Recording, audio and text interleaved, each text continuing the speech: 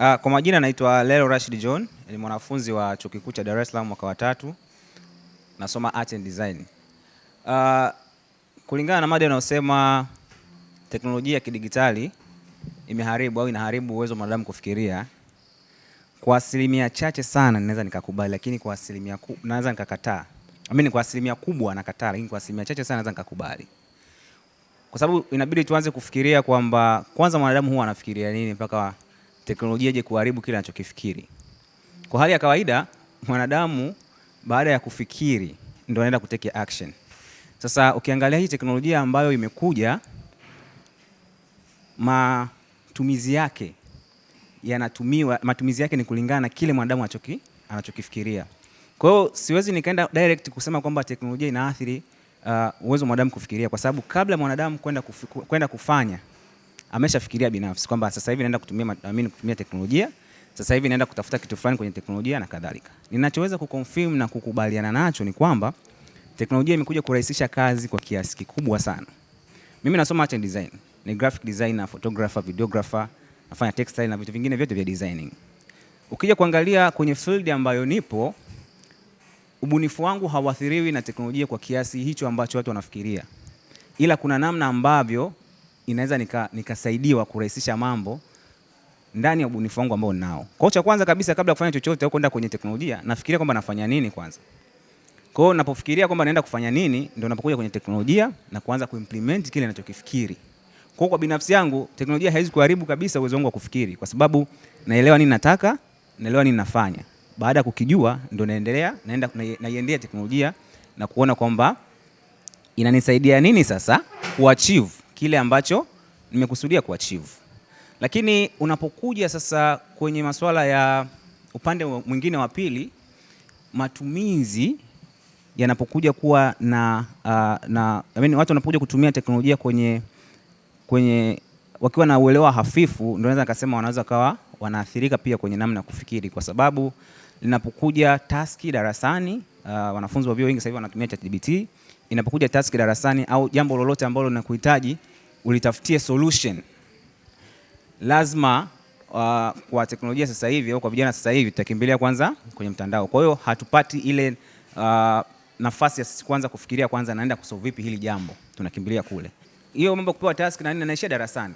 Lakini tunapokuja kwenye field, kwenye industry na vitu vingine kama hivyo, moja kwa moja nitakaa chini, nitaangalia kwamba nataka nini, nifanye nini, and then naiendea teknolojia inisaidie au inipush mimi pale ambapo kile kitu ambacho nakifikiria kinipe wepesi wa kukifanya. Kwa hiyo kama nina picha nyingi za kuedit, tumia AI na naweza nikaedit picha kwa muda mfupi, video kwa muda mfupi, nikatengeneza matangazo, nikatengeneza chochote ndani ya muda mfupi, lakini tayari nakuwa nina idea kile ninachokifanya.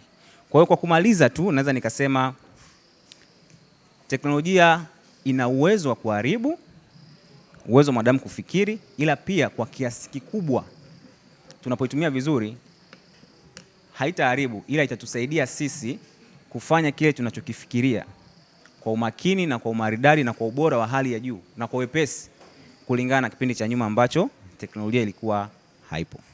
Hayo ndio naweza kusema na nashukuru sana. Rosiana Agustino ni mwanafunzi wa Chuo Kikuu cha Dar es Salaam. Niko mwaka wa 3, kozi ya Arts and Designing. Kwa upande wangu mimi naona tukirudi kwenye mjadala wetu ambao unasema kwamba teknolojia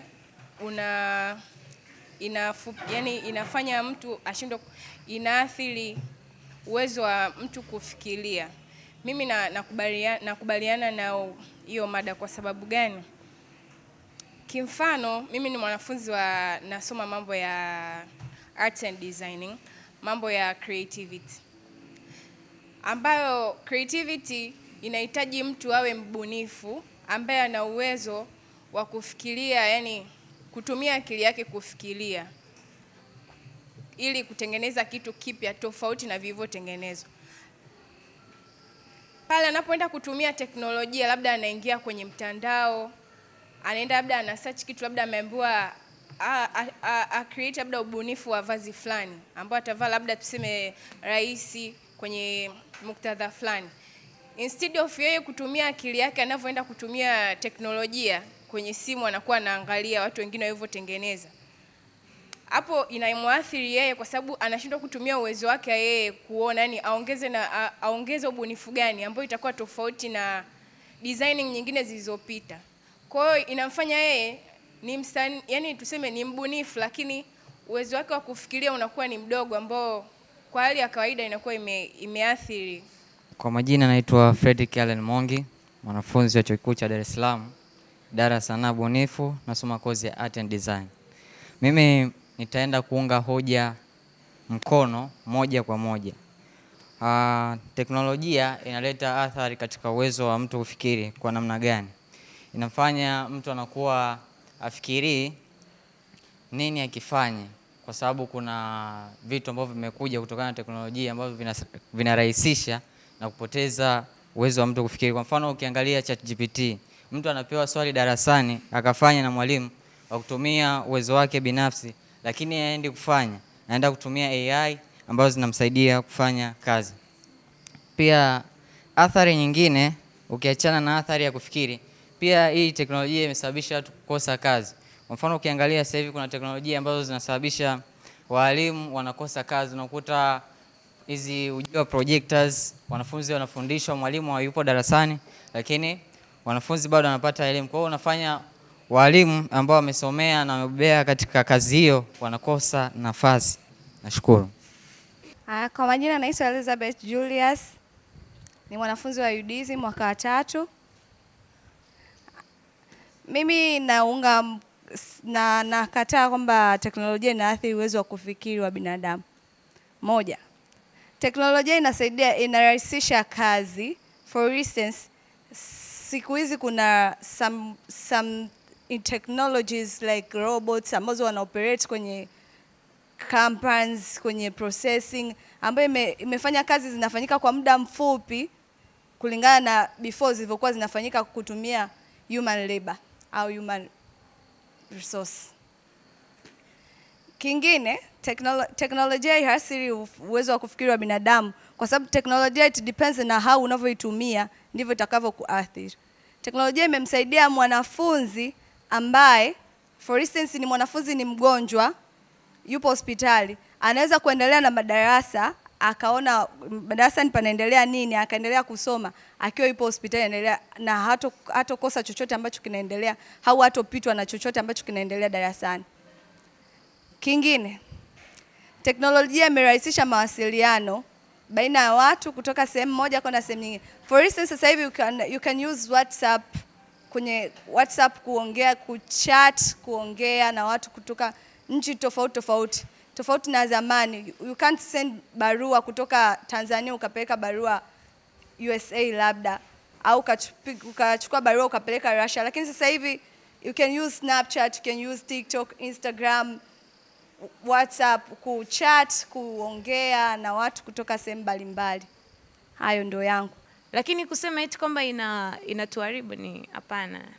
Inatupa upeo wa akili zaidi, kwa sababu ninavyokuwa natumia teknolojia inanisaidia na gain vitu vipya, kwa hiyo na mimi nazidi kujua mambo mengi. Hayo ni yangu. Majina naitwa Laurent Mamba, almaarufu Mamba Mdigitali. Ni mwanafunzi wa Chuo Kikuu cha Dar es Salaam mwaka wa 3. Nasoma sanaa. Kutokana na mada, mchango wangu naweza kusema kwa wasio na uelewa, teknolojia imewaongezea ujinga, lakini pia wenye uelewa, teknolojia imewaongezea umaridadi. Kwa mfano, tukija kwenye matumizi ya mashine mbalimbali za kiteknolojia, unaweza kukuta mtu kaangalia labda uvumbuzi, labda wamevumbua mashine ya kunyolea ambayo haitumii waya, yani unachaji, baadaye unaweza ukaitumia kunyoa watu hata kama umeme umekata. Mtu anaona hiyo ni fursa, akipata pesa ananunua mashine, anaenda kufungua saluni. Lakini pia kwa pointi nyingine, tukija kwenye matumizi ya mitandao ya kijamii, kuna watu wanaona ni mitandao ya kijamii ni fursa, kutokana na kuwa anaweza kawa content creator, akatumia labda TikTok, kazi yake ikawa ni kuweka content zake, baadaye zikamsaidia kupata hata kipato, akaajiliwa kuwa influencer wa kampuni fulani. Lakini kuna mwingine anatumia kipato chake kutwa kuweka bando kuangalia content creators wameposti nini. Unaona hapo inakuwa ni tofauti. Kwa hiyo teknolojia kwa namna moja ama nyingine, kwa wale wenye uelewa imekuwa kama fursa kwao, na kila siku wenye uelewa unakuta wanawaza labda fulani kavumbua ChatGPT, mimi nifanye nini nivumbue kitu ambacho kitakuwa ni zaidi ya chat.